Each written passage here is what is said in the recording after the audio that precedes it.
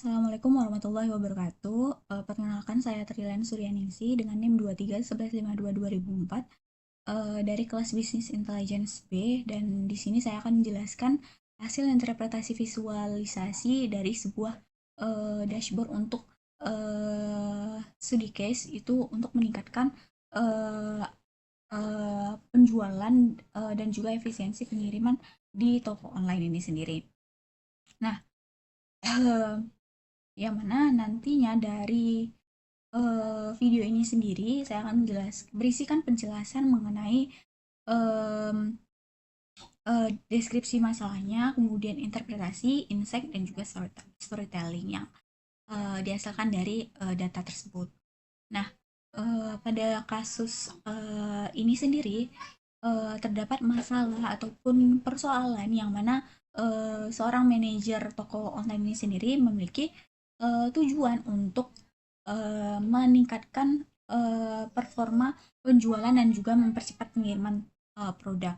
Nah, untuk mencapai tujuan tersebut, manajer ini sendiri menggunakan sebuah dashboard nih. Nah, dashboard ini sendiri digunakan untuk tools ataupun alat untuk memonitoring kinerja bisnis di toko online ini sendiri, dan juga untuk mengevaluasi strategi permasalahan dan juga mengidentifikasi permasalahan apa yang ada di toko online ini sendiri.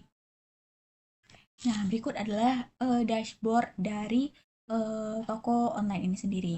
Nah, berdasarkan dari dashboard e-commerce yang ada ini, terdapat beberapa informasi yang dapat interpretasikanlah dari dashboard ini, yang mana pertamanya dari conversion rate-nya itu, yang mana conversion rate dari toko online ini sendiri sebesar 2,8%, yang mana ini menunjukkan bahwa dari total secara keseluruhan pengunjung yang ada di platform ini hanya sebagian kecil yang melakukan pembelian di toko online tersebut. Nah, hal ini sendiri menunjukkan bahwa meskipun jumlah pengunjung dari toko tersebut itu cukup banyak, namun untuk mengubah pengunjung itu ke pembeli itu masih belum optimal. Nah, selanjutnya itu pada grafik penjualan bulanan itu terlihat bahwa penjualannya ini sendiri mengalami fluktuasi dari tiap bulannya. Namun secara umum ini sendiri menunjukkan tren yang meningkat. Nah, pada grafik ini sendiri terlihat bahwa penjualan pada awal tahunnya itu sebenarnya cukup rendah. Kemudian terus meningkat hingga mencapai puncaknya itu di pertengahan tahun di bulan Juli, dan mengalami penurunan lagi di akhir tahun.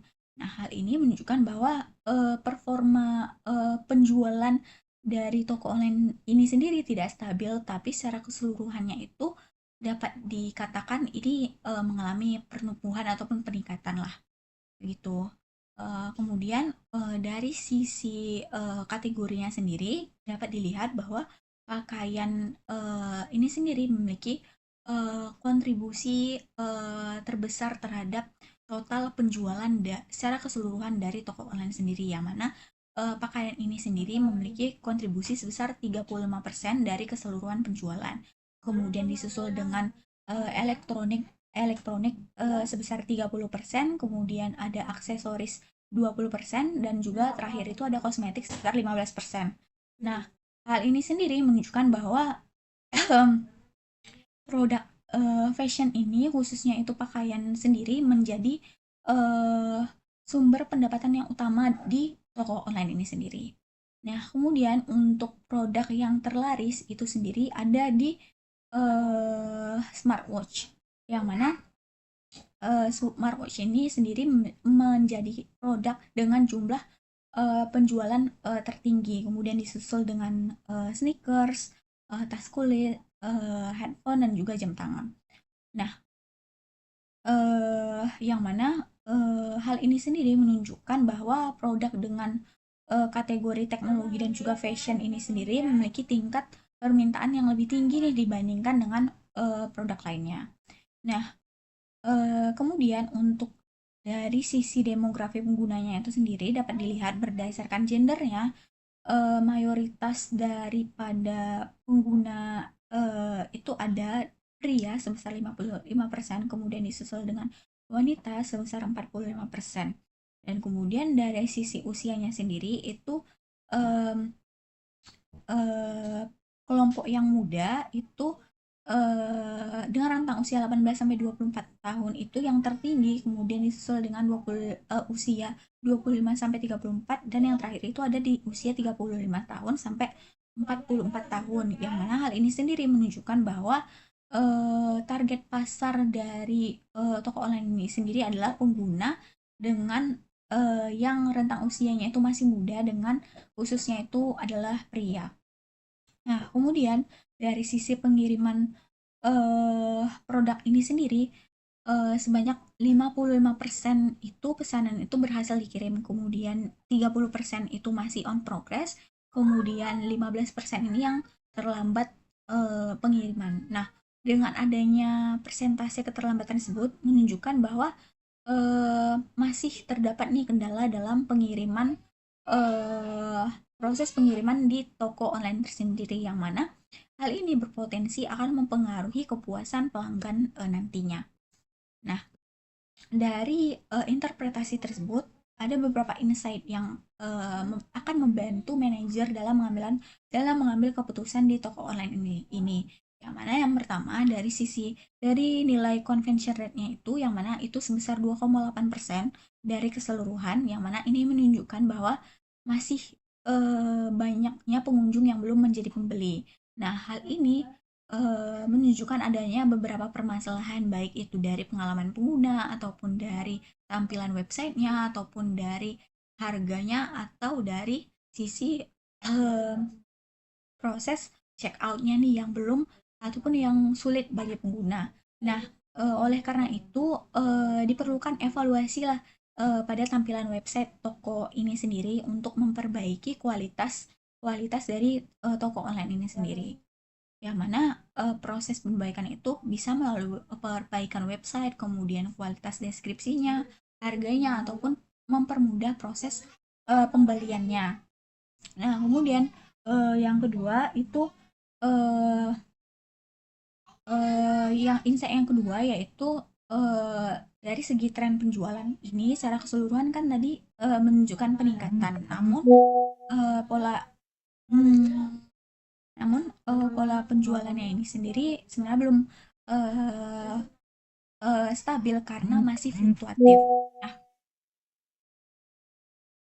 Nah, hal ini sendiri menunjukkan perlunya promosi yang lebih terjadwal ataupun terstruktur agar penjualannya itu dapat lebih stabil tiap bulannya.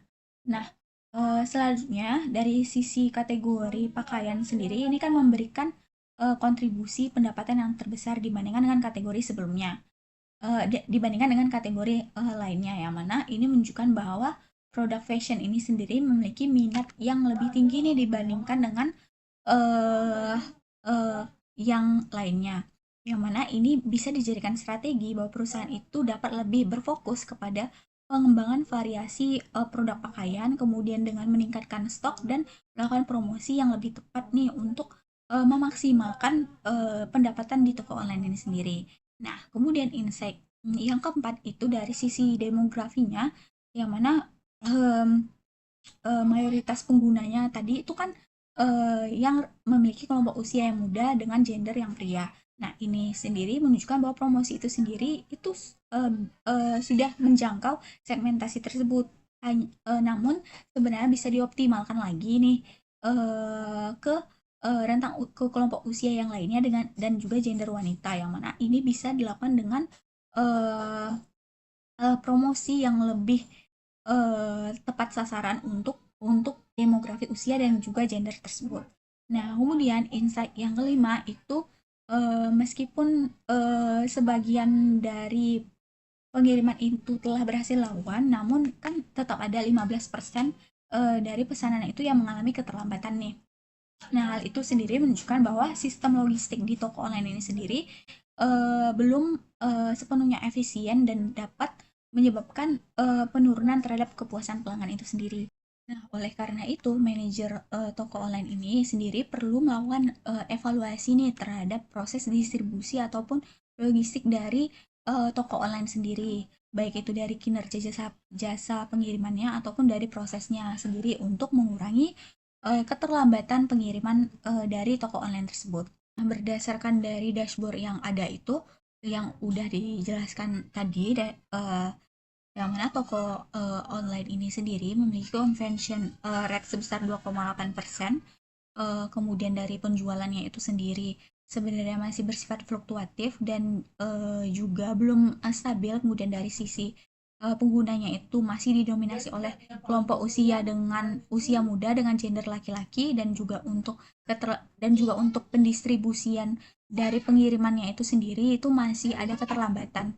Nah, berdasarkan dari keseluruhan analisis tersebut, toko online ini sendiri disarankan untuk menstabilkan strategi promosinya dengan memaksimalkan kategori produk apa sih yang paling diminati, kemudian dengan meningkatkan efektivitas platformnya, dengan melakukan promosi untuk memperbaiki dari conversion rate ini sendiri, serta mengevaluasi proses logistik dari toko online sendiri agar keterlambatan dari toko ini sendiri dapat dihindarin ataupun dapat dikurangi untuk meningkatkan pengalaman pengguna.